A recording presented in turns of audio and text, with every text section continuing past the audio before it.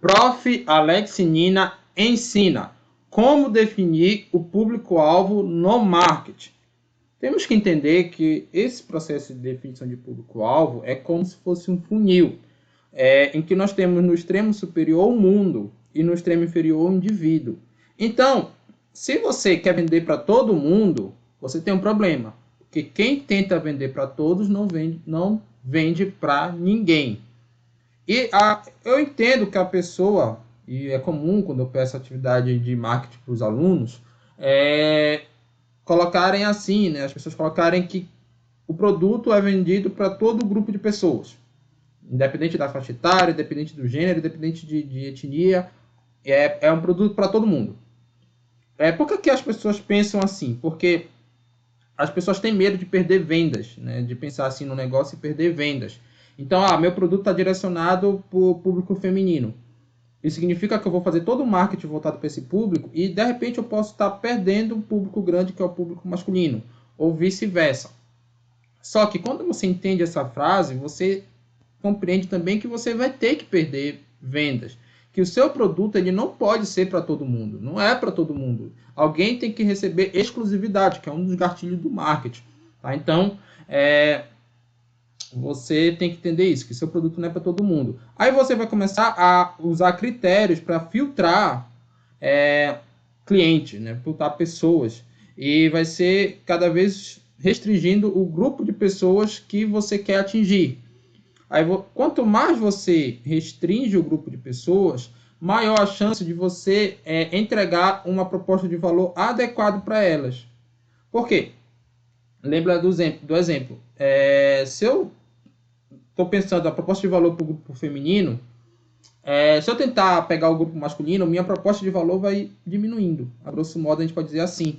Tá? Então, acaba que eu não consigo vender nem para um nem para outro. Então, eu vou restringindo cada vez mais. Eu quero, meu público-alvo vai ser mulheres, eu vou colocar outro critério, de mais de 50 anos, negras, escolaridade, ensino superior. Cada vez que eu coloco critérios desse, eu vou diminuindo o meu público-alvo, mas eu vou tendo como potencializar a minha proposta de valor. Tá? E aí eu vou encontrar meu público-alvo ideal em algum ponto aqui desse funil. Por quê? No ponto extremo chega a uma pessoa. Se eu começar a colocar N critérios, eu vou chegar a uma pessoa. Qual é o problema de eu ter só um cliente? É o volume de vendas. Então, o volume de venda de um cliente, só uma pessoa vai comprar meu produto. E aí vai ser inviável, a grosso modo, eu vender só para uma pessoa. Mesmo até que tenha venda recorrente, mas só para uma pessoa. O que existe é marcas que têm um público-alvo bem restrito. Por exemplo, marcas só para bilionários. Né? Algum produto assim muito caro, só para bilionários. Beleza, geralmente esses produtos são muito caros, porque tem bastante exclusividade e vende pouco, mas em baixo volume. Como vende pouco, em baixo volume, tem que ter uma margem de lucro alta. Geralmente é isso que acontece, tá? Então você vai ter que vender muito caro. Só que tem um limite para isso, tá? Você não pode ter muito pouca pessoa que mesmo você vendendo caro, pode ser que não seja viável. Então, a ideia é a seguinte, para a gente entender esse funil aqui. Quanto mais você desce no funil, mais você aumenta, melhora a sua proposta de valor, tá? Mas, quanto mais você desce, mais você também perde escala. Então, você tem que contar o equilíbrio entre a proposta de valor e a escala, que vai estar num ponto intermediário aqui, né? Você vai ter que ter um público-alvo que seja relativamente grande o suficiente para lhe proporcionar escala e nichado o suficiente para você ter uma proposta de valor adequada. Beleza, isso aqui é para a gente começar a entender. Agora, depois que você faz isso, você vai prospectar. Aliás, como é que você começa fazendo isso? Né? Isso aqui é a ideia geral. Agora, como é que a gente vai começar a fazer isso? A primeira coisa que você tem que fazer é prospectar problemas e desejos. Antes de olhar para o perfil das pessoas, você tem que pensar nos problemas / desejos que elas possuem. Então, eu vou listar aqui alguns problemas e no mundo está cheio de problemas. Então, é relativamente fácil você pensar nisso. Né? Só você prestar atenção no que as pessoas estão reclamando, no que as pessoas precisam. Às vezes a pessoa nem sabe que precisa daquilo, tem várias características aí para você prospectar problema. Então, olha, fazer um TCC nas normas da BNT. Isso é um problema que a maioria dos universitários passa. Aí, por exemplo, o meu canal, É um problema que eu detecto no meu público-alvo aqui do canal Professor Alex Nina, porque tem muito vídeo sobre normas da BNT. Então, isso é um problema recorrente, tá? Que muita gente tem escala suficiente para ter esse problema e que a gente pode pensar num público para esse problema aqui. Aí tem outros problemas, burocracia bancária. Exemplo, o Nubank. O Nubank nasceu, o cofundador, né, é um colombiano, estava morando aqui no Brasil, e ele foi para uma fila de banco. E ele ficou indignado com o tempo de espera que ele ficou lá no banco. E ele disse que ele saiu pensando que aquilo era um absurdo e que várias pessoas no Brasil tinham esse problema e que ele ia criar uma instituição financeira para desburocratizar a questão bancária no Brasil. E, de certa forma, deu certo. O Nubank é o sucesso que é hoje. Então, nasceu a partir da percepção de um problema, para você resolver esse problema. Internet lenta. É um problema. Eu estou fazendo, no momento, uma atividade com uma turma. Uma das equipes prospectou esse problema, internet lenta. Bem interessante o prospecto, né? Onde você vai ali no Brasil, as pessoas reclamam de internet lenta. Então, de fato, é um problema que as pessoas têm. Escutar uma boa música, às vezes seria um desejo, né? As pessoas têm um desejo de escutar uma boa música, aí você pode montar uma banda ali do estilo musical que as pessoas gostam, enfim. E aí você tem N problemas que você pode encontrar. Aí você tem que ver se esse problema vai ter o mínimo de escala, porque tem um problema que tem que ser recorrente em termos de número de pessoas. E de preferência, tá, que tenha tendência de crescimento. A gente vai falar mais sobre tendência, mas essa é a preferência.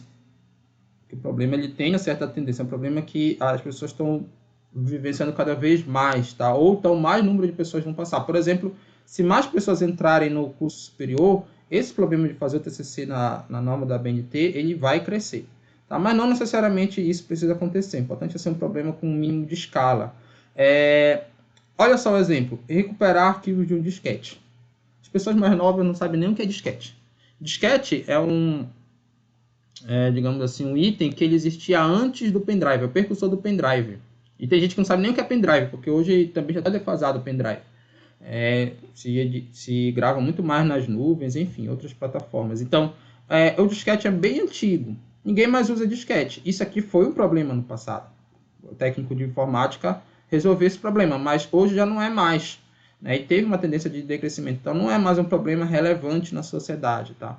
Então, prospectei o problema. Depois, que tipo de pessoas possuem esses problemas? São características sociodemográficas e culturais dominantes. Tá? Não quer dizer que todo mundo que tem esse problema é no mesmo perfil, porque as pessoas são diferentes, mas domina determinado grupo de pessoas. E aí eu vou pensar nesse grupo de forma de características sociodemográficas e culturais. Culturais inclui, pessoal, os hábitos, os costumes, os hábitos pessoais, o estilo de vida. E sociodemográfica vai ser as condições econômicas, sociais, entre outras coisas, que estão lá nos institutos básicos de estatística, como o próprio IBGE. Então, eu vou pegar o problema, fazer um TCC na norma da BNT. Tá? Esse é um problema. Primeiro, que grupo de pessoas tem esse problema? Brasileiros. Não é um problema mundial, porque as normas da BNT são normas brasileiras, então são brasileiros. Mas vai ter um argentino que vem morar aqui no Brasil e vai querer ter que fazer um TCC na BNT. Ok, vai ter um argentino, vai ter um americano, vai ter um japonês. Só que assim, dominante. O que predomina? São brasileiros. Tá? Esse é um problema tipicamente de brasileiros. Claro que existem indivíduos de outros países que possuem este problema, mas ele é tipicamente de brasileiros. Nível educacional, universitários. São pessoas universitárias. Tem os cursos técnicos também, e até ensino médio integrado se cobra TCC, tá? Então a gente pode estar bem colocado dessa forma. Mas, a grosso modo, são os universitários. A maior parte do público está no ensino superior. Tá? Então a gente vai... Aqui já tem 2 filtros. Tá? Não é todo mundo. A gente já tirou o filtro, o mundo e foi para o Brasil. E já da população brasileira, a gente já pegou a população que está em nível superior. Já começa a restringir o público. Agora, o que é que eu tenho que fazer? Isso aqui é o básico que eu consigo deduzir até, né? Não preciso de informações muito rebuscadas para saber disso aqui. Isso é uma questão lógica. Mas eu tenho que compreender esse público. Eu já tenho aqui 2 critérios e agora eu vou buscar pesquisas que me falem sobre isso. Exemplo aqui, ó. Mapa do ensino superior do Brasil. Tá? Tem esse mapa, esse link, Instituto Semesp. E aí tem outros, né? Tem os censos educacionais, que eu vou começar a pesquisar como é que esse público se comporta aqui, né? Como é que eu tenho que compreender esse público. Então, olha só, primeira coisa, eu vou ver as regiões, no caso do país, né, no Brasil. Como é que esse público se comporta por região? A gente vê número de matrículas aqui maior na região sudeste, mas é a região mais populosa do país. Talvez esse indicador tivesse que ser ponderado pelo número da população de cada região, mas já é um indicador, número absoluto de matrículas aqui, de pessoas no ensino superior em 2019. E aí eu vejo que em torno de 25% a 37% está na educação superior à distância. E é maior na região sul e norte, tá? E nas demais regiões é menos de 30%. Já é uma informação relevante para entender. E eu estou olhando os segmentos. Quando eu separo em educação presencial e à distância, eu estou olhando segmentos dentro desse mercado. E pode ter subsegmentos depois, eu vou olhar os cursos EAD, se são da área das humanas e das exatas. Depois, cada curso, são cursos de administração, direito. Então, eu vou cada vez segmentos menores para tentar entender esse público, tá? Beleza. Eu também vou olhar para o gênero. Deixa eu colocar aqui, gênero. Então, essa aqui é a pesquisa do Censo Educacional de 2018, mostrando aqui gênero. A maioria dos ingressos matriculados e concluintes são mulheres, inclusive concluintes aqui mais de 60%. Então, no ensino superior no Brasil está predominando o público feminino. Tá? E é interessante que a gente sabe que no Brasil as mulheres são um pouco mais do que os homens, né? Então acho que é 51%. É interessante a gente sempre comparar com as estatísticas básicas. Então é 61%, que é maior do que o percentual de mulheres na sociedade como um todo. Então a gente já tem uma informação relevante. Nível de renda, aqui, olha, a pesquisa mostrou, essa pesquisa aqui, mapa do ensino superior, mostrou onde é que está o nível de renda. A maioria dos universitários estão na classe C, D e E. Tá? Classe B e A, que são os mais ricos, são poucos. É claro que, como eu falei, eu posso comparar com o percentual dessas classes aqui no Brasil como um todo, para ver se tem alguma diferença. Mas o número absoluto, só sem essa comparação, né, com o percentual do Brasil, já é um número relevante, porque eu sei que a maioria está aqui, ó, no público C, inclusive é a classe média, né, média. Aqui estão os intervalos de salário de cada classe, né, para você ter uma noção maior aí. Faixa etária também é uma informação sociodemográfica relevante. Quando eu olho presencial, olha só, na rede pública, é uma outra forma também de eu segmentar entre público e privado esse mercado, 60% está entre 19 e 24 anos. Tem um percentual também bom aqui entre 25 e 29. Quando eu olho para o EAD, esse percentual já diminui muito. Ele ainda é o maior percentual aqui, se a gente pensar aqui na rede privada até, né? A Azul é privada. Mas ele vai diminuindo muito em relação ao presencial. E vai aumentando aqui, olha, a faixa etária entre 30 e 39 anos.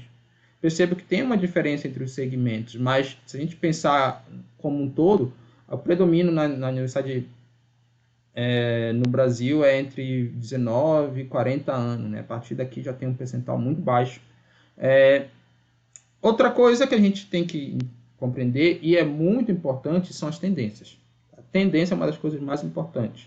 Porque até então a gente viu qual é o perfil, mas a gente não sabe se está crescendo ou está diminuindo. E essa informação se está crescendo ou está diminuindo é extremamente relevante para a gente definir um público-alvo promissor.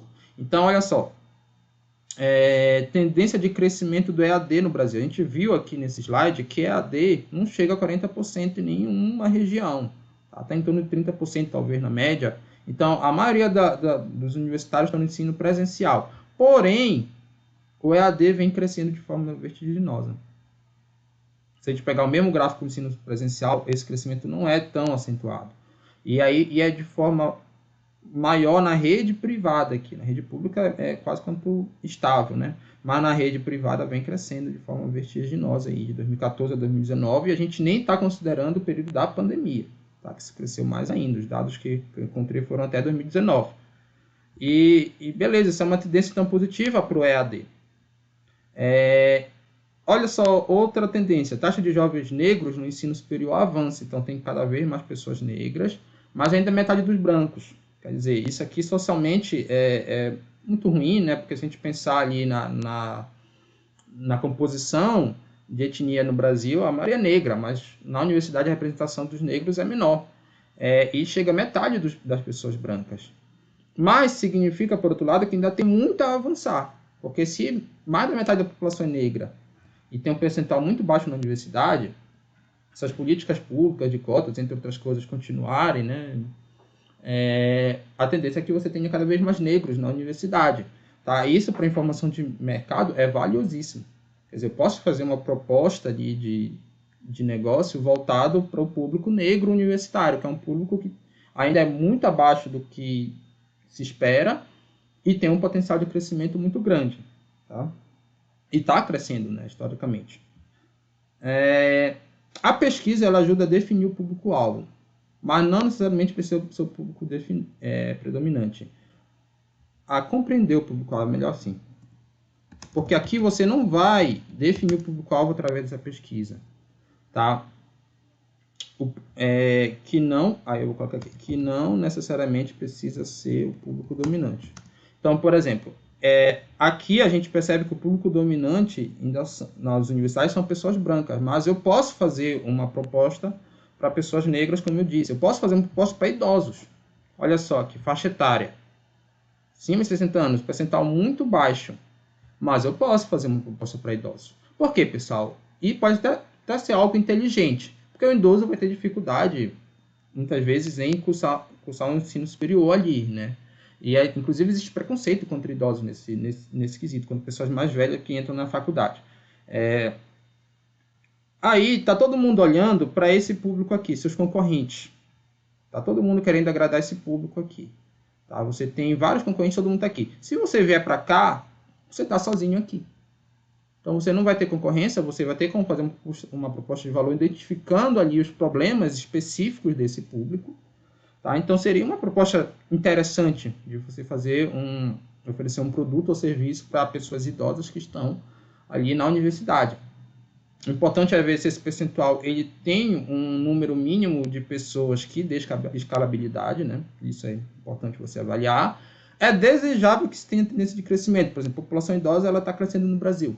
Então, talvez isso impacte o percentual ali de idosos na faculdade.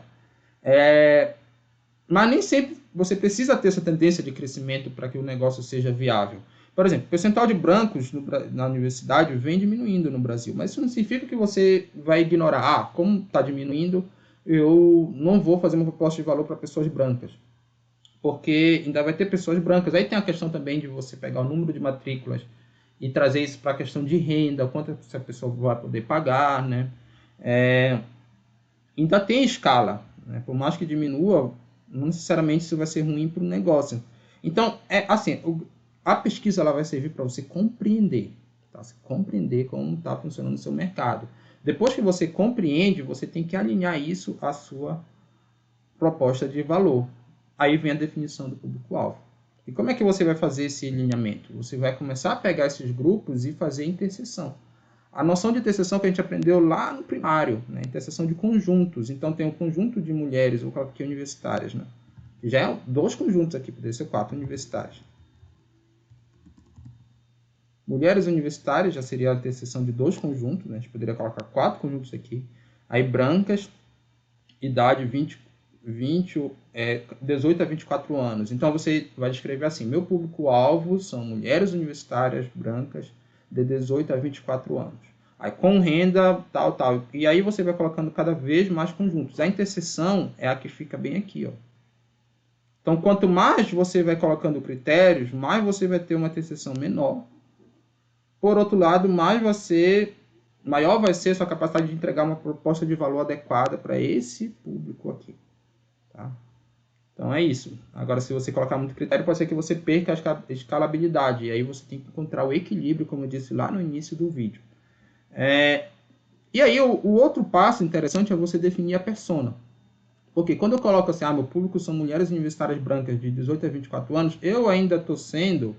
É claro que eu já restringi, mas eu ainda estou sendo genérico de qualquer forma. A persona seria uma pessoa ideal que seria meu público-alvo.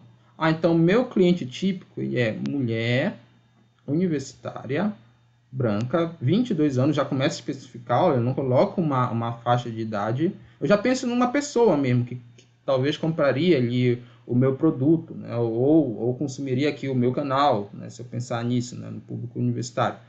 Seria uma mulher solteira, mora com os pais. Isso aqui tem outros estudos que mostram o perfil, tá, dos universitários no Brasil. Renda até 2 salários mínimos, de 2 salários mínimos nesse caso, né? Não seria até, eu seria mais específico ainda. E aqui, olha só, pessoal. Isso aqui eu até consegui, vendo algumas pesquisas nesse mercado, que induzem a esse perfil, tá? Isso aqui não tem uma pesquisa específica, não vai ter um instituto com bases secundárias que vai ver qual é o gosto musical de pessoas com esse perfil aqui. Mas eu poderia fazer essa pesquisa, aí tem um custo para fazer essa pesquisa, né? Porque até aqui eu estou usando dados secundários. Aí existe a pesquisa de mercado para eu fazer uma pesquisa específica lá para o meu negócio. Tá? Então isso tem um custo. Será que vale a pena correr esse custo? Depende. Depende de para que eu vou usar essa informação. Porque essa informação pode ou não ser relevante. A grosso modo a gente pensar assim, gosto de sertanejo, o que é que isso tem a ver? Eu posso, por exemplo, fazer uma campanha junto a artistas sertanejos que são famosos, que meu público-alvo vai poder assistir mais. Eu posso chamar, se eu tenho, por exemplo, uma faculdade EAD, esse aqui é meu público-alvo. Eu posso chamar um artista famoso para ser ali o garoto propaganda, né? Um artista lá do gênero sertanejo. Progressista, vou entrar na questão política. Depende. A empresa vai enfrentar dilemas aí de entrar ou não nessa questão política, de se posicionar hoje. Hoje, os clientes muitas vezes eles cobram até que as empresas se posicionem. Ou então, um influenciador digital, por exemplo. Eu poderia aqui no meu canal,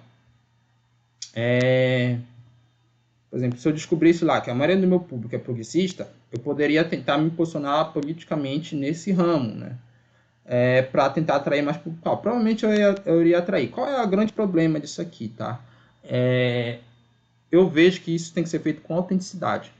Porque não poderia, por exemplo, numa situação, se eu fosse reacionário e descobrisse que meu público é progressista e começasse a mudar meu jeito, ser outra pessoa no meu público com ideias progressistas, sendo que internamente eu seja reacionário. O que vai acontecer? O público vai perceber que não tem autenticidade, porque eu não vou falar com a mesma empolgação. Você fala com a empolgação daquilo que você acredita, daquilo que você gosta. Então, se você estiver alinhado, e é claro, se talvez eu me posicionasse com um público mais conservador, eu ia atrair outro público-alvo, isso aqui ia começar a mudar. Né? Ou, no caso do meu canal, eu procuro ser neutro nessa questão, né? Não prefiro não entrar. Mas é uma opção, né? Você pode entrar e trazer mais engajamento, você pode trazer cancelamento, e tem vários dilemas de você entrar ou não em questões polêmicas. Mas isso não vai estar numa pesquisa secundária. Então isso você vai descobrir através de pesquisa e conforme você vai vendo o comportamento do seu próprio cliente. Tá? Isso eu já vou falar mais um pouco. Detalhe, a empresa pode ter mais de um produto. Tá? Ou então o empreendimento, melhor dizendo, né? Ou empreendimento, porque aí pode ser empreendimento não formal, né? Pode ter mais de um produto / negócio. Portanto, mais de um público-alvo. Então, você pode ter mais de uma persona, eu tenho vários produtos, então isso é direcionado para essa pessoa, isso aqui é direcionado para aquela, posso pensar assim. O ideal é que quando a empresa é pequena, ela comece com uma persona para ela agir de forma concentrada e depois ela diversifique isso. A definição do público-alvo ela é aprimorada com a própria operacionalização do negócio. À medida que eu vou tocando lá meu negócio, eu vou entendendo melhor meu público-alvo. Lembra que quando eu criei o negócio, eu parti de pesquisas secundárias. Mas essa pesquisa ela não está direcionada para o meu negócio, ela é geral. E aí, conforme o meu negócio vai rodando, aqui no próprio YouTube, o Google Analytics entrega para a gente informações sobre o nosso público. Olha só, isso aqui é do meu canal no YouTube. Tá? Eu printei no dia de hoje. E aí, vocês viram que a maioria do público universitário ele é feminino. Não necessariamente todo mundo que está ali acompanhando meus vídeos é universitário. Mas dá para dizer que grande parte porque lá o problema do TCC e o próprio meus alunos, né, que já vem dessa pegada, embora eu tenha aluno também no ensino médio, integrado, enfim, técnico, mas é uma boa aproximação. Aqui meu público, 54% é masculino, Olha só. Talvez o meu pressuposto inicial fosse que a maioria fosse mulheres, mas aqui os dados estão mostrando que não é isso. A faixa etária aqui. Tá aqui, olha. Tá até um pouco condizente com aquela pesquisa secundária, né? Nessa faixa etária, mas ali no presencial, por exemplo, a maioria é entre 18 e 24. Aqui a maioria do meu público, maioria não, mas entre essas faixas etárias o maior percentual está entre 25 e 34 anos. E conforme eu for rodando, aí tem os comentários que as pessoas fazem no canal, que dá para perceber lá um pouco ali do perfil, né, da forma de se expressar, vou compreendendo melhor as dores desse público-alvo conforme vai rodando. Então não é um processo linear, é um processo que você vai estar sempre redefinindo o seu público-alvo conforme você vai avançando no seu negócio. Aqui são as fontes consultadas. Quem acompanha aqui o canal sabe que isso aqui não está na BNT. Eu ensino como colocar isso aqui na BNT. Mas o objetivo é só mostrar para vocês. Eu vou colocar aí na descrição do grupo, do vídeo, caso vocês queiram ali ver essas fontes primárias aí do que eu expliquei. Eu espero que vocês tenham gostado. Não deixem de curtir, compartilhar e se inscrever no canal.